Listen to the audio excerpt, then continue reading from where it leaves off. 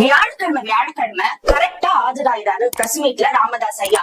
இன்னைக்கு என்ன சொல்லிருக்காரு அப்படின்னா, ராமதாஸ் ஐயா கிட்ட ஒரு கேள்வி வைக்கப்பட்டது. அத பத்தி பேச எனக்கு விருப்பமே இல்லைன்னு அப்பவே ஆஃப் பண்ணிட்டாரு. அது என்ன கேள்வினா, கட்சிக்கான அதிகாரம் வந்து தலைவர்கிட்டயும் பொருளாளர்கிட்ட தான் இருக்கு, நிறுவனர் ஆன உங்ககிட்ட இல்ல அப்படின்னு அன்புமணி சொல்லிட்டு இருக்காரு.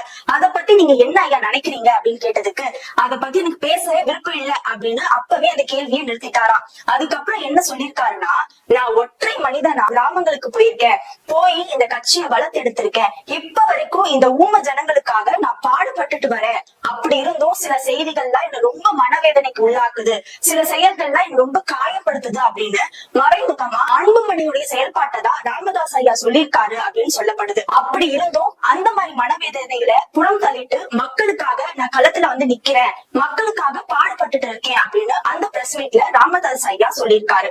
அன்புமணி அருளை கட்சியை விட்டு நீக்கிட்டதா சொல்லியிருக்காரு. அதுக்கு நீங்க என்ன ஐயா சொல்றீங்கன்னு கேட்டதுக்கு, அன்புமணி அவர்களுக்கு அருளை நீக்கத்துக்கான அதிகாரம் சுத்தமா கிடையாது.